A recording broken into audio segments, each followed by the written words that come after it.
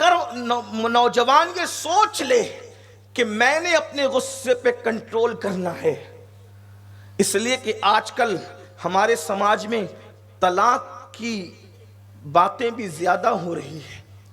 میں نے کئی محفلوں میں کہا کہ مرد کبھی طلاق نہیں دیتے بلا وجہ، جو طلاق دیتے ہیں وہ مرد نہیں بلکہ نامرد ہیں، بلا وجہ طلاق دے۔ لوگوں کو حیرت ہوتی ہے یہ کیسے ہو سکتا ہے؟ میں نے کہا کیوں طلاق دیتے ہو؟ تو کہا وہ اہل نہیں تھی۔ وہ اہل نہیں تھی، اگر آپ اہل تھے تو نا اہل کو اہل بنانا یہی تو باصلاحیت لوگوں کا کام ہے۔ اچھوں کے ساتھ نباہ تو سب کر لیتے ہیں، بروں کے ساتھ نباہ کرنے والے بہت بڑے لوگ ہوتے ہیں۔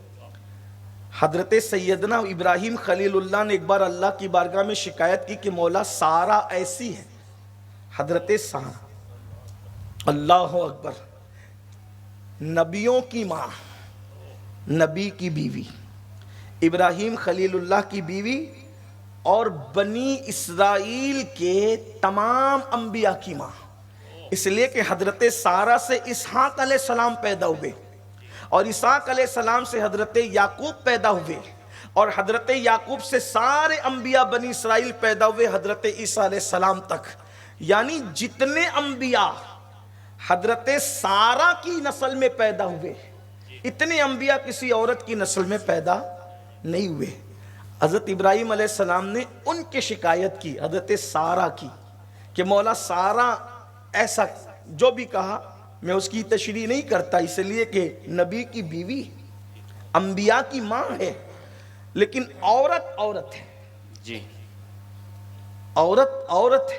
تو یہ روایت جہاں سے میں پڑھ رہا ہوں اس کو بھی فقیہ ابو لیث سمرقندی نے قرۃ العیون کے اندر لکھا ہے جی کہ اللہ کی حضرت خلیل اللہ کس سے شکایت کرتے ہیں۔ اس سے یہ بھی پتا چلا کہ بیوی کی شکایت غیر اللہ سے نہ کیا کرو۔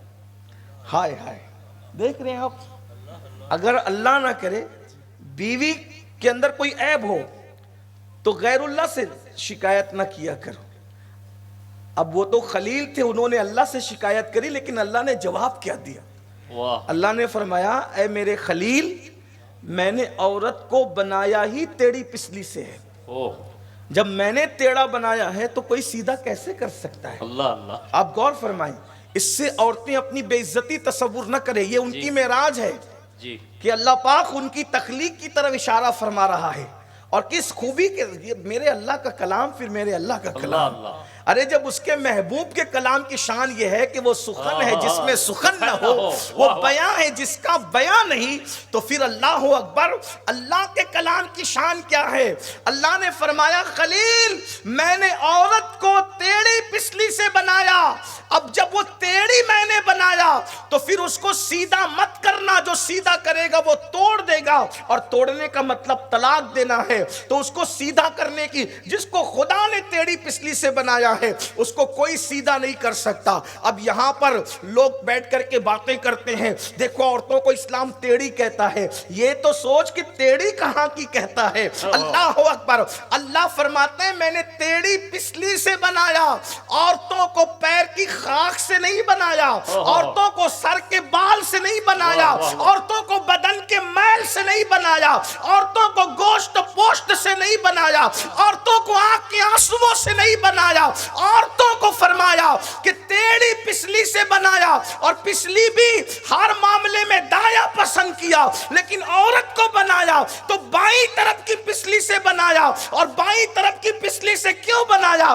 اس لیے کہ بائیں طرف دل ہے، اور دل کے قریب کی پسلی سے بنایا، اور مردوں کو پیغام دیا عورت نہ سر پہ رکھنے کی چیز ہے نہ پیر میں پہننے کی چیز ہے، دل کی قریب کی پسلی سے پیدا کی گئی ہے، دل میں رکھنے کی چیز ہے۔